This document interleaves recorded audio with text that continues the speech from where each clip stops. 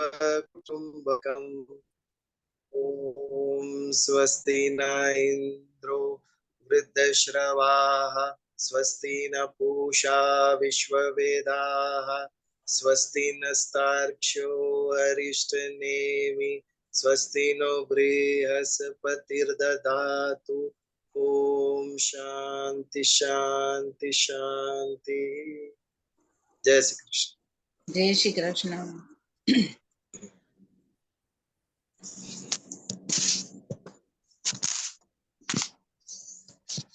हाँ जी नीता बेन।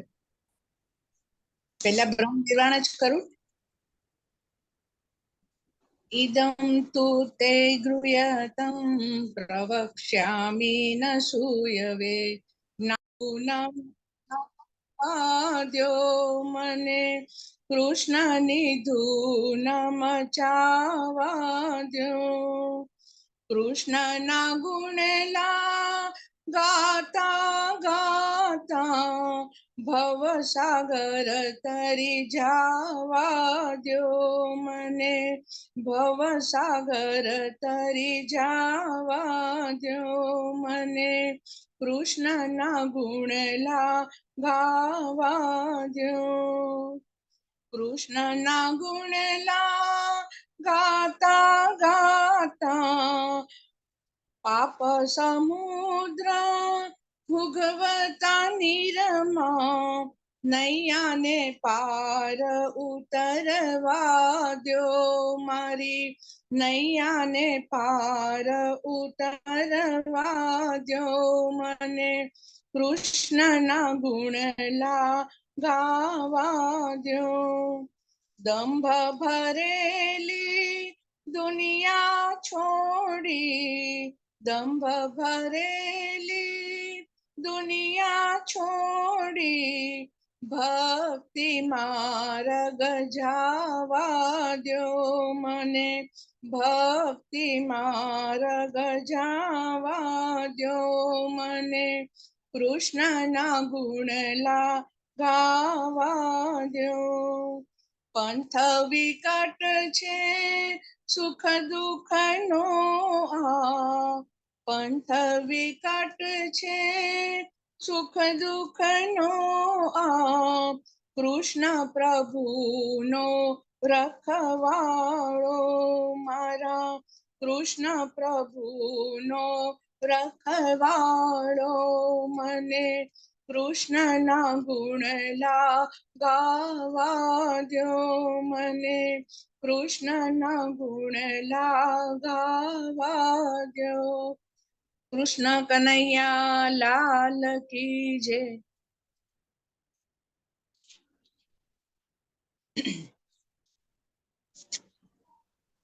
खूब ज सरस भजन खूब ज सरस गाયું પણ એટલું સરસ।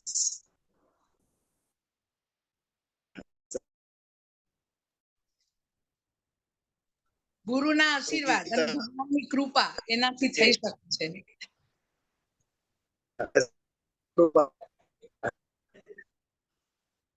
श्रीमद् भगवद गीता अध्याय 6 आत्म संयम योग।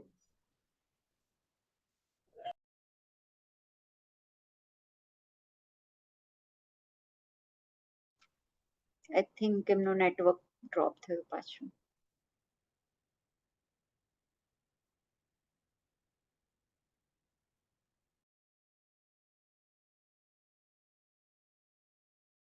आप म्यूट पे हो बिजल जी। आज कनेक्शन थोड़ा वीक है, just bear with me for that. Shrimad Bhagavad Gita अध्याय 6 आत्म संयम योग। अध्याय के अंत की तरफ आगे बढ़ रहे हैं हम। कृष्ण ने एक अच्छा प्रश्न किया, अर्जुन ने अच्छा प्रश्न किया भगवान कृष्ण को। हम सबको इच्छा है कि हम योग मार्ग पे आगे बढ़े, हमारा ममत्व कम हो, हमारी आसक्ति कम हो, हम ईश्वर के करीब आए, समीप जाए उनके। लेकिन ये जो साधना का पथ है वो कठिन है और संभव है कि हमारे मन हमारे बुद्धि ये शिथिल हो जाए। श्रद्धा पूर्ण है, इच्छा पूर्ण है, लेकिन जो साधन है, जो मार्ग है वो कठिन है। इसके लिए संभव है कि योग मार्ग पे आगे बढ़ते हुए भी यदि अंत में हम वो पूर्ण न कर सके तो ऐसे साधक की क्या अवस्था होगी?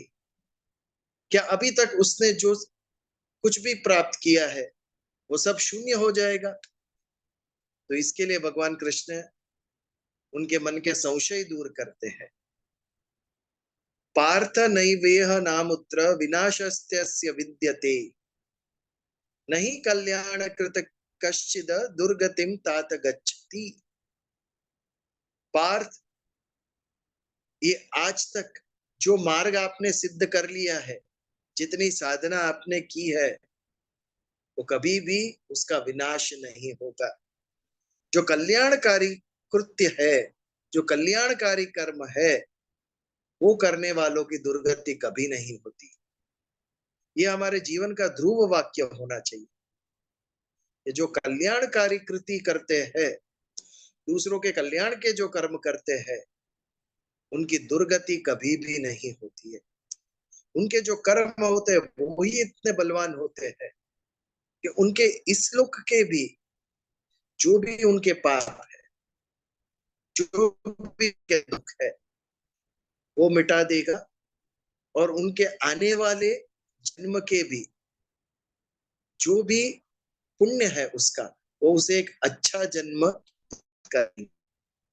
तो बहुत बड़ा आश्वासन हो दिया।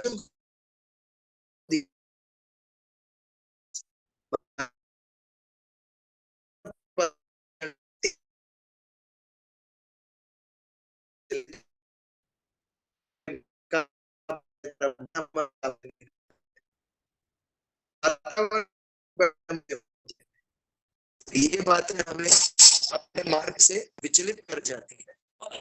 तो इसके लिए उपाय क्या क्या, ये भी अर्जुन ने पूछा था। तो ये एक जो बात है भगवान की कि कल्याणकारी कृत्य जो है वो करने वाला कभी दुर्गति नहीं होती है, तो फिर क्या होता है? ये दूसरा प्रश्न मन में आता है कि जो आधे मार्ग पे विचलित हो गए थे, जो अपनी यात्रा पूर्ण कर नहीं सके, उनका क्या होगा आगे? ये प्रश्न सहज हमारे मन में आता है। इसके लिए भगवान ने 41वें श्लोक में अर्जुन को बताया, जिसके ऊपर हमने ऑलरेडी विचार कर चुके हैं हम। प्राप्य पुण्य कृताम लोकान उषित्वा शाश्वती समाह शुचिनाम श्रीमंता गेहे योग भ्रष्टो अभिजायते। ऐसे लोग, उनके पुण्य कर्म जो जमा हुए हैं उसके कारण उसे मृत्यु के बाद एक अच्छे लोक में स्थान प्राप्त होता है, मानो स्वर्ग लोक में स्थान प्राप्त होता है। वहां पर सुख भोगते हैं वो, और उसके बाद जब पृथ्वी पर उनका पुनः जन्म होता है तो वो शुचिनाम श्रीमंता गेह योग भ्रष्टो अभिजायते। कैसे घर में जन्म होता है उनका? शुचिनाम श्रीमंता गेह, जो शुद्ध पवित्र आत्मा वाले श्रीमंत लोग है, श्रीमान है, उनके यहाँ उनका जन्म होता है। अभी समझने की बात है, श्रीमंत लोग के यहाँ जन्म हुआ है तो भोग विलास की तो कोई कमी नहीं होगी। स्वर्ग में भी जाके आए हैं ऐसे लोग, वहां पर भी भोग ही भोग है, केवल सुख है स्वर्ग के अंदर। क्या कारण इसका? इसका ये कारण कि योग मार्ग पर वो लोग आगे तो चल रहे थे, लेकिन अभी पूर्णतः उनकी वासना नहीं गई थी। श्रद्धा है लेकिन आसक्ति गई नहीं। किसकी आसक्ति? भोगने की और संग्रह करने की। यही कारण था कि वो योग में अंत तक नहीं पहुंच सके। ये जो एंजॉयमेंट, टू कंज्यूम, भोग यानी कंज्यूम करना, टू क्रिएट वेल्थ, धन संपत्ति एकत्र करना, संग्रह करना, ये जो उनके भाव थे वो संपूर्णतः गए नहीं थे। इसके लिए उनको स्वर्ग प्राप्त हुआ क्योंकि कामनाएं गई नहीं थी उनकी, और स्वर्ग में से भी जब उनको पृथ्वी पे जन्म मिला तो श्रीमंत के यहाँ जन्म मिला। बट कैसे श्रीमंत? योग साधना में वो लोग आगे बढ़े थे, इसके लिए शुद्ध श्रीमंत, कि जहां अनीति का धन नहीं है, किसी को दुखी कर कर, किसी का हक लेकर एकत्र की हुई संपत्ति नहीं है, लेकिन मेहनत से, भाग्य से प्राप्त हुई संपत्ति है। ऐसी शुद्ध संपत्ति वाले लोगों के यहाँ उनका जन्म होता है। कई हम इंसिडेंसेस देखते हैं, बिलियनर्स के यहाँ जब एक बालक का जन्म होता है तो भाग्यशाली, अर्थ के लिए, धन के लिए उन्हें स्ट्रगल नहीं करनी पड़ेगी। ये भाग्य आया कहाँ से उनका? वो पिछले जन्म का भाग्य है। ये परिवार में उनको जन्म मिला कि जहां पर भोग की, सुख सुविधा की कोई कमी नहीं है। तो पिछले जन्म का उनका जो भी भाग्य एकत्रित, पुण्य एकत्रित हुआ था, उसके कारण उनको वहां पर जन्म मिला। तो ये था हमारा 41वां श्लोक। प्राप्य पुण्य कृताम लोकान उषित्वा शाश्वती समाह। पुण्य लोक की प्राप्ति होती है ऐसे लोगों की। भले ही वासना नहीं गई थी, लेकिन मन में एक इच्छा थी कि हमें संसार से विमुख होकर ईश्वर के समीप जाना है, और उस मार्ग पे चलना भी उन्होंने शुरू कर दिया था, साधना शुरू कर दी थी। कुछ कारणवशात वो पूर्ण नहीं कर सके, बट क्योंकि उनकी वासना गई नहीं थी, उनकी कामना, इच्छाएं गई नहीं थी, इसके लिए उन्हें पुण्य लोक मिला जहां पर सुख भोगा उन्होंने। और उसके बाद शुचि नाम श्रीमंतागे है, एक शुद्ध श्रीमंत परिवार में उनका जन्म हुआ। योग भ्रष्टो विजायते,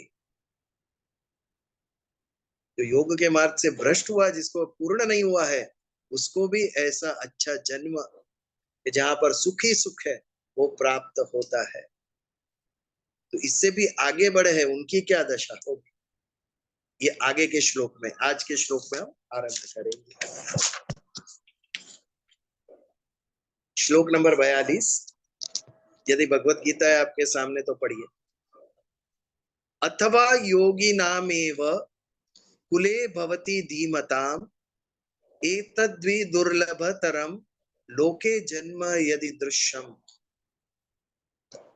अथवा, अथवा यानी और। तो जो अर्जुन का प्रश्न था कि जो योग भ्रष्ट हुआ है उसकी क्या गति होगी, तो पहला 41वें श्लोक में भगवान ने कहा कि उनको पहले तो स्वर्ग प्राप्ति होगी, फिर श्रीमंत शुद्ध घर में जन्म लेंगे। अथवा, ये दूसरे श्लोक में कह रहे अथवा और क्या, इसके अलावा क्या हो सकता है? अथवा योगी नाम एव कुले भवति धीमताम, नहीं तो उनका जन्म किधर होगा? योगियों के कुल में। भवति धीमताम, धीमताम यानी बहुत जो बुद्धिमान है, ऐसे योगियों के कुल में, ऐसे सिद्ध पुरुषों के कुल में उनका जन्म होता है।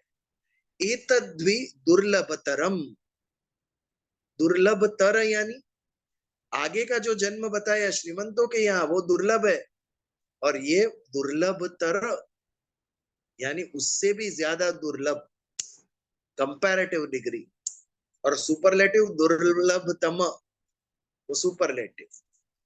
तो ये जन्म उससे भी ज्यादा दुर्लभ है। एतद्धि दुर्लभतरम लोके जन्म यदि दृश्यम, ऐसा जो है इस प्रकार का जन्म वो और भी दुर्लभ है। आपको पैसे वाले बहुत मिलेंगे, धन संपत्ति वाले बहुत मिलेंगे, लेकिन अति ज्ञानी, परम ज्ञानी कितने लोग, वो भी योग मार्ग में सिद्ध पुरुष, योगी, ऐसे कुल में जन्म लेना ये कितनी बड़ी बात है। महर्षि वशिष्ठ सप्तर्षि में से एक, उनके बेटे व्यास मुनि, जिन्होंने इतना महान वेदों का विभाजन किया, पुराण लिखे, भगवत गीता, ये सब उनका क्रिएशन है, श्रीमद् भागवत। और व्यास के पुत्र शुकदेव, ये भी एकदम विरक्त योगी। ऐसे कुल में जन्म लेना ये कितनी बड़ी बात है। संपत्तिवान धनवान के यहाँ तो बहुत सारे कुटुंब मिल जाएंगे आपको, लेकिन ऐसा कुल कहाँ मिलेगा जहाँ इतने परम ज्ञानी के साथ परम विरक्त। नहीं तो अपने ज्ञान से वो कितनी धन संपत्ति एकत्रित कर सकते थे, लेकिन ज्ञान के साथ विरक्ति, धन वैभव के प्रति कोई आसक्ति नहीं। और योग मार्ग में ईश्वर के समीप यहां तक जो पहुंच चुके हैं, ऐसे कुल में, ऐसे परिवार में जन्म मिलता है। ये जन्म किसको मिलेगा?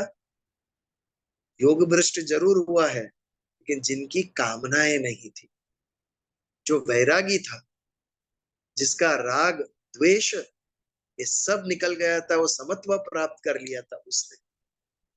ऐसा जो व्यक्ति था, जो बहुत आगे निकल चुका था योग के मार्ग, बट कोई कारणवशात वो अपनी सिद्धि पूर्ण कर नहीं सका, ऐसा जो व्यक्ति, ऐसा जो साधक है, अपने वैराग्य के कारण, और वैराग्य कब आता है? जब विवेक जागृत होता है, मिलता है, तब वैराग्य आता है। उसके बिना वैराग्य संभव नहीं। जब ये ज्ञान आता है कि संसार मिथ्या है और परम तत्व ब्रह्म ये सत्य है, ये ज्ञान आने के बाद ही वैराग्य उत्पन्न होता है। बाकी संसार में रहकर जो वैराग्य आता है वो क्षणिक होता है। परिवार में किसी की मृत्यु हुई, स्वजन की, स्मशान में जाते हैं तो लोग कहते हैं स्मशान वैराग्य हो गया। सबकी गति ये हमारी नजर के सामने आता है। कुछ भी कर ले प्राणी, अंत में यही गति है तेरी। ये भास होता है तो कुछ क्षण के लिए हमें वैराग्य उत्पन्न होता है, लेकिन फिर वापस संसार में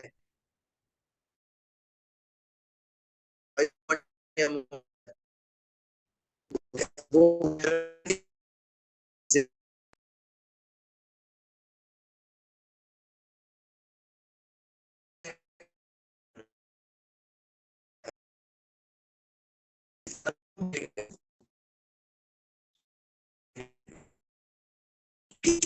से वैराग्य आता है, जो समझ से वैराग्य आता है, जो रिएक्शनरी नहीं है, कुछ हुआ इसके लिए ये किया, ऐसे नहीं। अपनी समझ से जो होता है, अपने ज्ञान से जो होता है, वो वैराग्य सही। जब संसार मिथ्या है ये भास हो गया, हमें इसका अनुभव हो गया, तो फिर हमारा लक्ष्य उसके ऊपर नहीं रहेगा। जो सत्य है, जो ब्रह्म है, उसके अंदर हमारी स्थिति होगी, मन बुद्धि उसमें स्थित होंगे। जब ये हमारी स्थिति होगी तो अपने आप वैराग्य आएगा, अपने आप जीवन से, संसार से मोह माया कम होगी हमारी। ऐसा व्यक्ति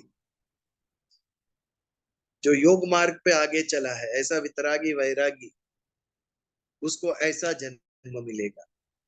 अथवा योगी ना मेव कुले, योगियों के कुल में, भवती धीमताम, उनका जन्म होगा। जो अत्यंतिक बुद्धिशाली कुल है, ऐसे कुल में उनका जन्म होगा।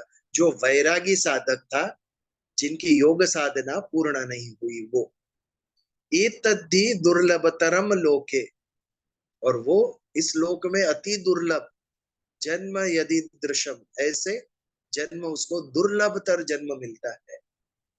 श्रीमंत के यहाँ जन्म मिलने से भी योगी के यहाँ जन्म मिलना ज्यादा दुर्लभ, ज्ञानी के यहाँ जन्म मिलना ज्यादा दुर्लभ है।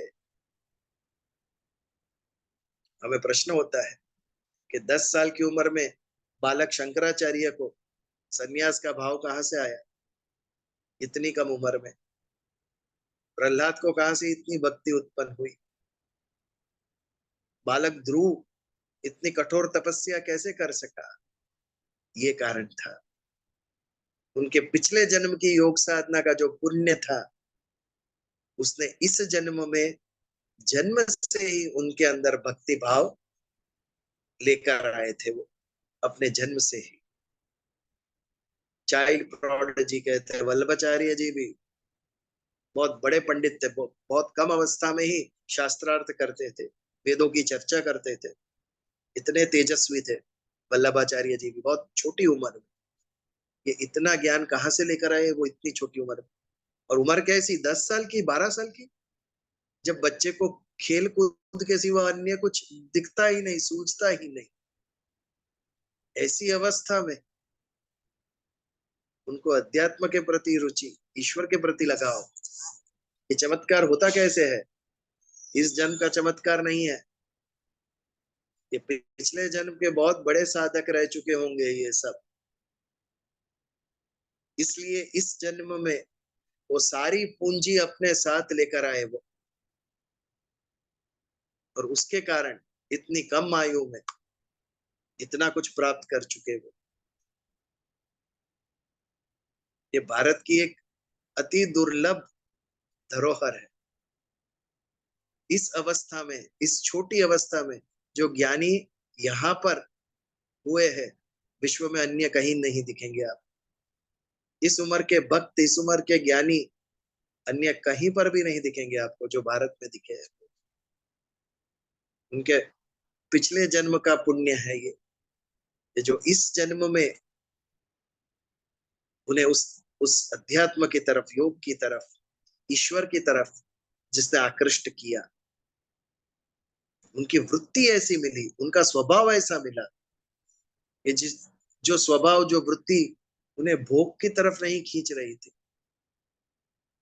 हर्ष, आनंद, प्रसन्नता उसके तरफ नहीं खींच रही थी, लेकिन साधना की तरफ खींच रही थी। ये वृत्ति आई कहां से उनके अंदर? उनके ही पिछले जन्म के कर्म, उनकी पिछले जन्म की साधना जो अपूर्ण रही थी, इस जन्म में बहुत ही यंग एज से उन्होंने शुरू किया। तो ये था हमारा 42वां श्लोक।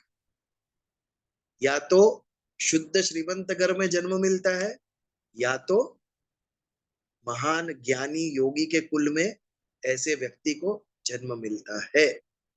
ये वाक्य जो है, योग शब्द, योग भ्रष्ट, ये नेगेटिव नहीं है। देखिए, इसका फल जो है वो पॉजिटिव ही है। भले ही भ्रष्ट शब्द उसके अंदर लगा है, क्योंकि वो कंप्लीट नहीं हुआ। कुछ बातें ऐसी हुई कि वो इम्प्योर रह गया। भ्रष्ट यानी इम्प्योर, करप्ट यानी जो प्योर नहीं है वो करप्ट। तो उनकी साधना में कुछ इम्प्योरिटी आई, बट उसके ऊपर लक्ष्य नहीं करना है। जो उन्होंने प्राप्त किया है वो योग, भले ही पूर्ण ना हुआ, बट जितनी भी साधना हुई है उसके ऊपर हमें लक्ष्य करना है। योग इज इंपॉर्टेंट इन दैट, भ्रष्ट इज नॉट इंपॉर्टेंट। भले ही अधूरी रह गई तो क्या हुआ, उतनी मंजिल तो हम तय कर चुके हैं। अब वॉकिंग, कोई निकला है एक गांव से दूसरे गांव, या लंबी टूर पे निकला है और ड्राइव गाड़ी लेके निकला है, रात हो गई तो एक सिटी में रुक गए वो लोग, सो गए। सुबह जब उठे तो जितनी मंजिल काट चुके थे वो तो काट ही चुके हैं। भले ही next day they are beginning, but वापस वो डिस्टेंस काटना नहीं है जो काट चुके हैं, वो अभी वहां से आगे ही बढ़ना है। वैसी बात है इस जन्म में आप जितना वो मार्ग तय कर चुके, वो तय कर चुके आप। अगले जन्म में वहां से शुरुआत करनी है आपको, जीरो से शुरुआत नहीं करनी।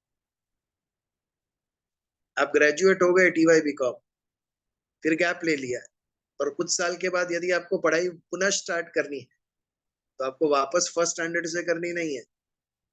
आप ग्रेजुएट हो चुके, भले ही गैप हो गया, आगे आपको आना है। योग मार्ग में भी होती, योग मार्ग में आप जितना आगे निकल चुके उतना निकल चुके। भले ही आपके जन्म का अंत हो गया, लेकिन आज के विश्व में अंत शरीर का हुआ है। आत्मा के साथ, आत्मा ने जो प्रगति की है, आध्यात्मिक मार्ग पे वो तो आत्मा के साथ जाएगी ही आगे दूसरे जन्म में। जब दूसरा शरीर धारण करेगा आत्मा, तो वो सब पूंजी, आध्यात्मिक पूंजी, वो योग की जो तपस्या का फल था, वो उनके साथ उनके अगले जन्म में भी आएगा। जो भी देह धारण करेंगे वो रहेगा उनके साथ। ये बहुत बड़ा आश्वासन है भगवान कृष्ण का। हम शुरुआत करने से डरते हैं। डजंट मैटर, स्टार्ट तो कीजिए, पहला कदम तो लीजिए, एक कदम तो आगे बढ़े आप, बाकी अन्य तो एक कदम भी आगे नहीं बढ़े। एक कदम बढ़ते बढ़ते कहाँ आगे निकल जाओगे पता भी नहीं चलेगा। तो ये था हमारा 42वां श्लोक, 41वां और 42वां श्लोक। इसके ऊपर कोई प्रश्न? दो एग्जाम्पल भगवान ने दिए कि योग भ्रष्ट जो होता है उसको ये होता है अथवा ये होता है। ये थे हमारे 41वें और 42वें श्लोक। Any question? और आगे बढ़े 43rd श्लोक पे। नहीं, ये जो अपने को काम शुरू करना होता है वो पिछले जन्म से आगे, वो कभी Correct. तक करना पड़ेगा? कभी जब तक?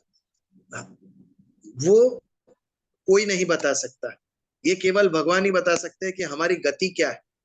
मतलब कौन से जन्म में वो योग हमारा सिद्ध होगा और हम पुनर्जन्म से मुक्त हो जाएंगे, ये हमारे यात्रा का अंत होगा। और ये हम लेकिन सबका यात्रा कभी खत्म होगी कि नहीं? कोई नहीं बता सकता, भगवान भी नहीं बता सकते। वो इट डिपेंड्स, हम हर एक जन्म में आगे बढ़ रहे हैं कि पीछे जा रहे हैं, ऐसा है। बट ये श्लोक के हिसाब से तो हम आगे ही बढ़ेंगे कि इस जन्म में जो प्राप्त कर लिया है वो अगले जन्म में और बेटर ही हमें ये देने वाला है। बट जैसे पिछली बार यहाँ पे चर्चा हुई थी कि it's a slow process, yes, because आत्मा एक है और आत्मा से विपरीत हमें खींचने वाली इंद्रियां 5 है। और ये स्टॉप भी हो सकती है, ये प्रवास स्टॉप भी हो सकती है ना? कुकर्म किया तो स्टॉप हो जाएगी ना? क्या ऐसा कुछ नहीं? हेलो, आपकी आवाज क्लियर नहीं आंटी। हेलो, हाँ, तो समझो ये आपने कुकर्म कुछ किया अगले जन्म में, तो उधर स्टॉप हो जाएगी क्या? नहीं, स्टॉप नहीं होंगे, वहां से और आगे हम बेटर करेंगे, क्योंकि हमारी बुद्धि, हमारी वृत्ति ही धार्मिक होगी। क्यों होगी? क्योंकि पिछले जन्म के जो हमारे पुण्य कर्म है योग के, वो हमें इस जन्म में एक धार्मिक वृत्ति देगी। हमारी बुद्धि स्टॉप नहीं हो सकती, स्टॉप नहीं हो सकेगी, वो आगे बढ़ेगी, ऐसा मेरा मानना है। अच्छा, क्योंकि ऑलरेडी हम एक अच्छी सात्विक वृत्ति और बुद्धि लेकर जन्मे हैं। तो स्टॉप पूछ होने रहे के चांसेस कुकर्म कम है। अगर किया, हाँ, विजय लोग पूछ रहे अगर खराब कर्म किया हमने तो फिर क्या होगा? नहीं, बट सी, खराब कर्म क्यों करते हैं? दो चीज, एक हमारा स्वार्थ है, एक अहंकार है। और बुद्धि जब हमारी शिथिल पड़ जाती है तो ही खराब कर्म होते हैं। बुद्धि यदि हमारी स्ट्रांग रही, मन हमारा नियंत्रण में रहा, अहंकार नियंत्रण में रहा, तो फिर हमारे से कर्म होंगे नहीं। अगर वृत्ति हमारी सात्विक है तो खराब कर्म क्यों होंगे हमारे से? Already we have come with a better मन, बेटर बुद्धि, बेटर अहंकार इन दिस जन्म। इसके कारण लेकिन यदि कोई किसी का विवेक या किसी की कोई संगत खराब हो जाए या किसी की कोई ऐसी परिस्थिति हो कि जिसमें वो कोई कुकर्म करे, जैसे कि किसी साल बच्चे ने, हर साल उसको 90% आते हैं, लेकिन एक पर्टिकुलर साल में वो उसको एग्जाम के टाइम पे चिकन पॉक्स हो गया और उसको नहीं आए मार्क्स और वो उस साल फेल हो जाएगा, लेकिन उसको रुकाएंगे नहीं, उसको फिर से मेहनत करने के लिए वो जहां तक आया है उसको डिमोट नहीं करेंगे, लेकिन हाँ ये हो सकता है कि वो साल उसको रिपीट करना पड़ेगा। यानी वो पूरा का पूरा वो एक जन्म या एक या दो या तीन जन्म जो भी होंगे वो फिर से रीस्टार्ट करना पड़ेगा।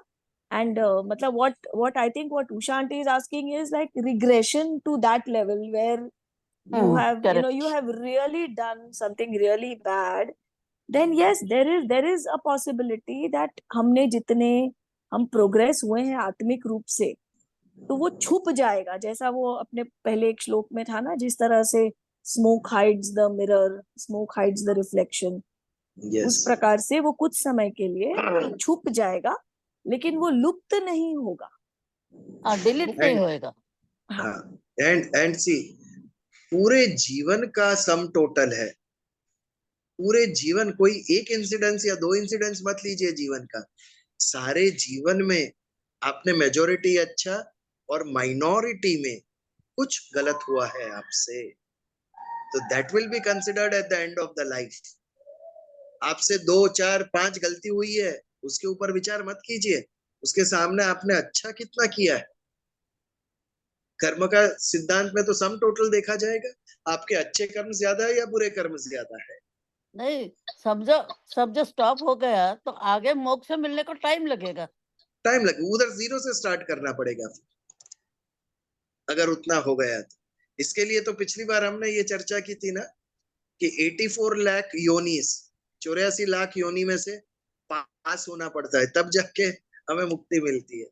कारण यही है ना कि हमारी जो 5 इंद्रिय है, वो 5 इंद्रिय हमें संसार की तरफ, विषय की तरफ खींचती है।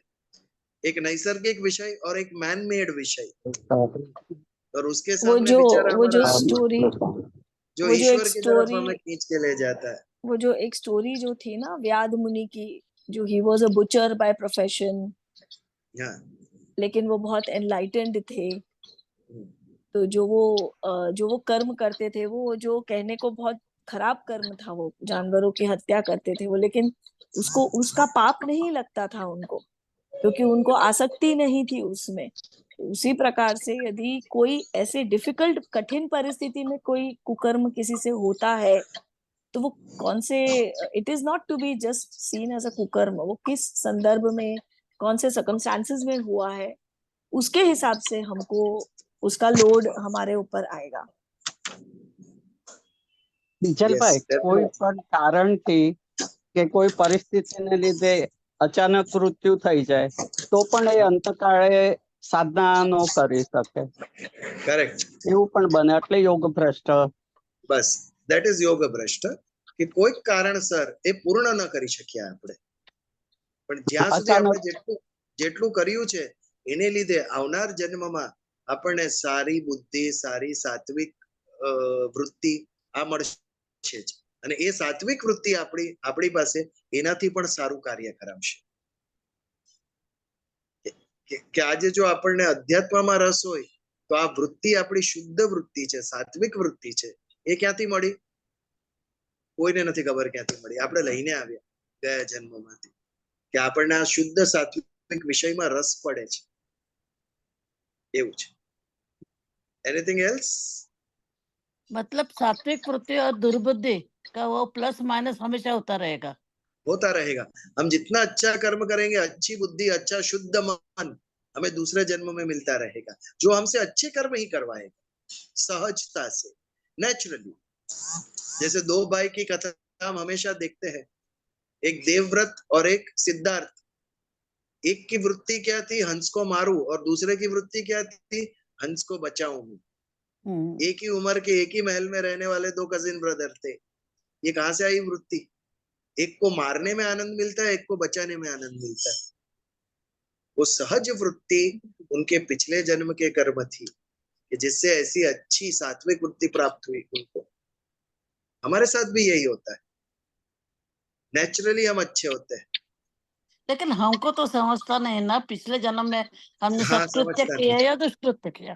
नहीं समझता नहीं है, बट फिर भी हमारे पास इतने सारे ज्ञान के पुस्तक, ग्रंथ अवेलेबल है जो हमें मार्गदर्शन देते हैं कि हमें क्या करना चाहिए। उसके ऊपर श्रद्धा होनी चाहिए। श्रद्धा भी हमें कुछ पिछले जन्म के कर्म से ही मिलती है।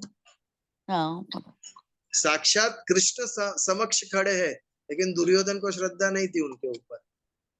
इससे बड़ा मूर्ख मूढ़ कौन है बताइए? हमारे तो सामने भी नहीं है कृष्ण, हमने तो देखा भी नहीं है, फिर भी हमें उन पर इतनी श्रद्धा है। और जिसके सामने खड़े थे वो मूढ़मती दुर्योधन, उसको बिल्कुल भगवान समझता नहीं था, उसमें शून्य श्रद्धा थी, इसके लिए वो राक्षस।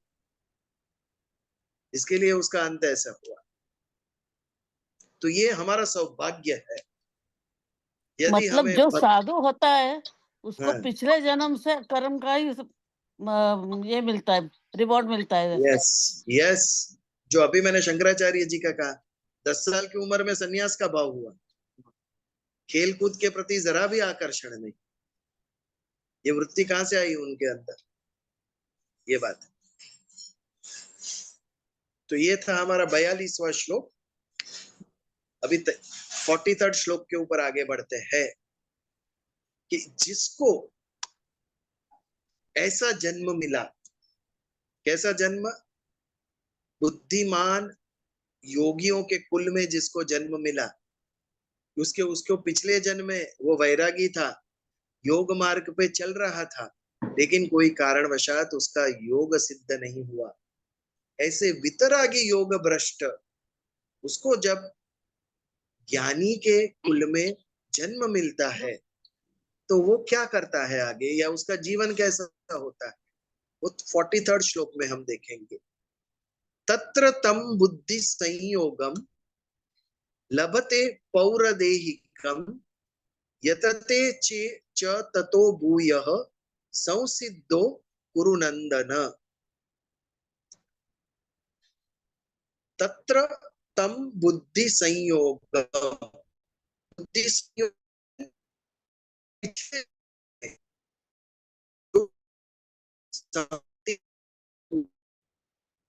वितरागी था, ज्ञानी था,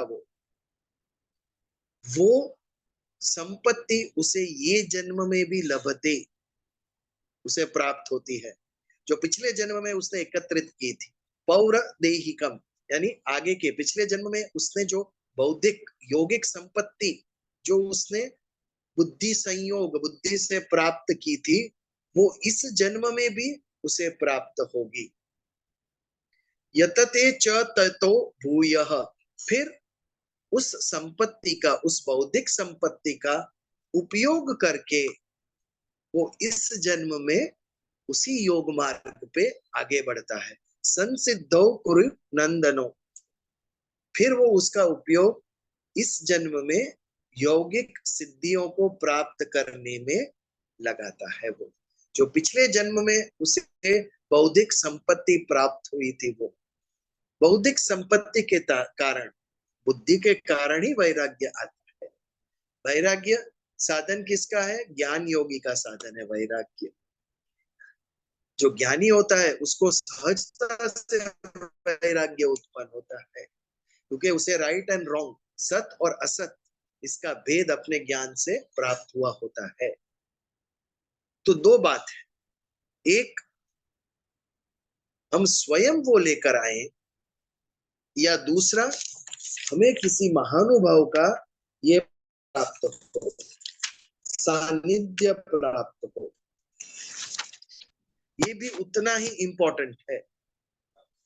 या तो हम पिछले जन्म से कुछ गुण लेकर आए, या इस जन्म में हमें कोई महानुभाव, कोई योगी, कोई साधु संत, आध्यात्मिक सिद्धि प्राप्त मनुष्य, उसका संसर्ग प्राप्त हो। इससे भी हमारी सदगति हो सकती है। सोचिए आप, कलकत्ता में एक नरेंद्र नाम का बहुत ही तेजस्वी लड़का था। उस लड़के को बैरिस्टर बनना था, लॉ में बहुत रुचि थी, क्योंकि उनके पिताजी भी शायद लॉयर थे, और तेजस्वी, बहुत तेजस्वी बुद्धि प्रतिभा थी उसमें। कॉलेज जाता था और एक सामान्य युवान की तरह वो अपनी पढ़ाई करके आगे बढ़ रहा था। अगर वो लॉयर हो गया होता तो सारे कलकत्ता में, शायद सारे बंगाल में उसका नाम होता, ये एक प्रसिद्ध लॉयर है।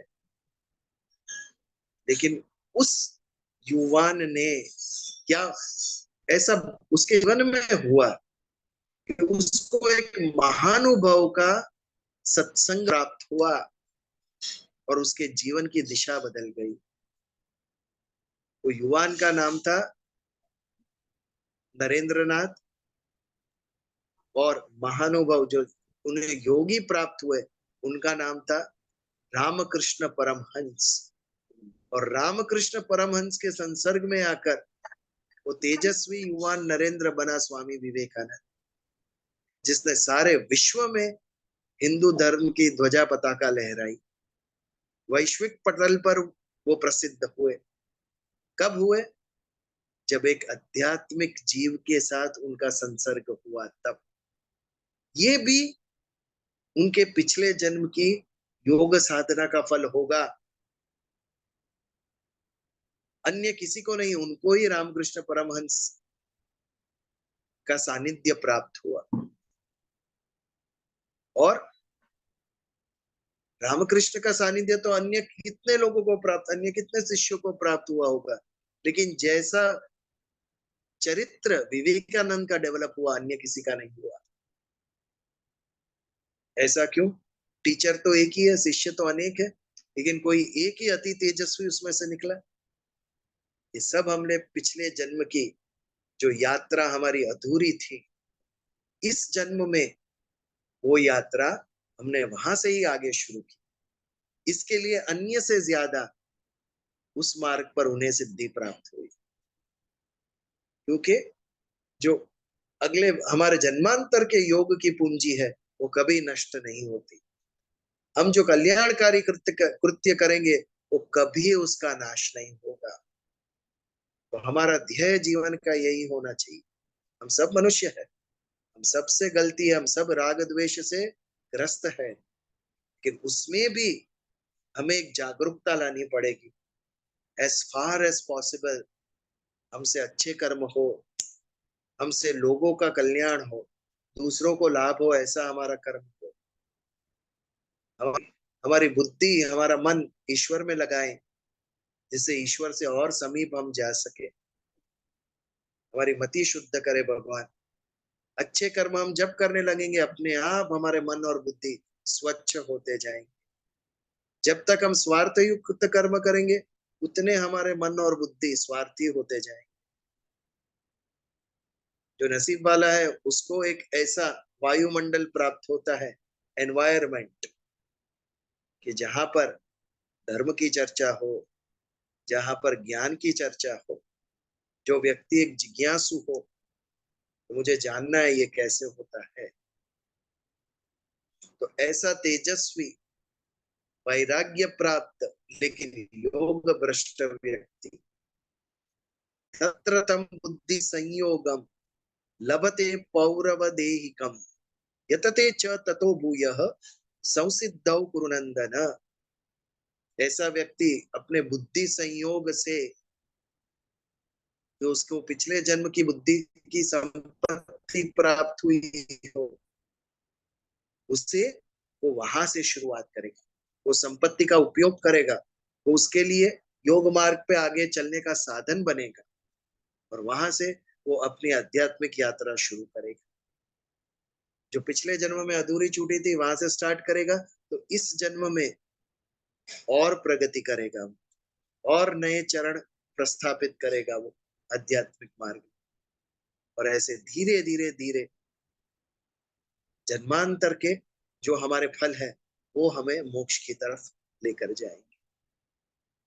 हम क्या कर सकते हैं? हम आज जो लोक में जी रहे हैं, हम जिस अवस्था में जी रहे हैं, इस अवस्था में जागरूकता पूर्वक अच्छे कल्याणकारी कर्म करें, राग द्वेष मुक्त होने का प्रयत्न करें, और ईश्वर से एक रूप होने का प्रयत्न करें। ये तो हम कर सकते हैं, ये तो हमारे हाथ में है। अपने आप हमारी वृत्ति स्वच्छ होगी, हमारी बुद्धि सात्विक होगी, हमारा मन शुद्ध होगा, और हमसे फिर जो कर्म होंगे, हमारी वाणी भी दूसरों को शांता देने वाली होगी। हमारी वाणी से भी दूसरों को शांति मिलेगी, हमारे कर्म से लोग सुखी होंगे, और वो हमें योग के मार्ग पर और आगे लेकर जाएंगे। तो ये बहुत सुंदर दो श्लोक, 42वें और 43वें श्लोक पर आज के हम सत्संग का समापन करते हैं। समय हो चुका है। अगले मंगलवार, और आप सबको हनुमान जयंती की शुभकामना। आप देखिए, रामनवमी भी मंगलवार थी, उसके पहले गुड़ी पड़वा भी मंगलवार था। इस बार सब कुछ मंगलवार को आ रहा है। आज हनुमान जयंती भी मंगलवार को आई। तो आप सभी को हनुमान जयंती की भी शुभकामना, और अगले मंगलवार को हम पुनः मिलेंगे और हमारी आध्यात्मिक यात्रा जारी रखेंगे। तो प्रार्थना करें। करचरणं कृतं वाक्कायाजं कर्मजं वा श्रवणनयनं च वा मानसवापराधं विहितं वा सर्वमेतत् क्षमस्व। जय जय जय करुणाब्धे श्री महादेव शंभो।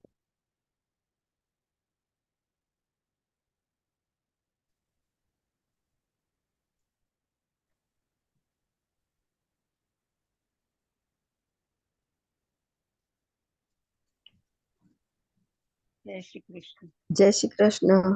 जय श्री कृष्ण।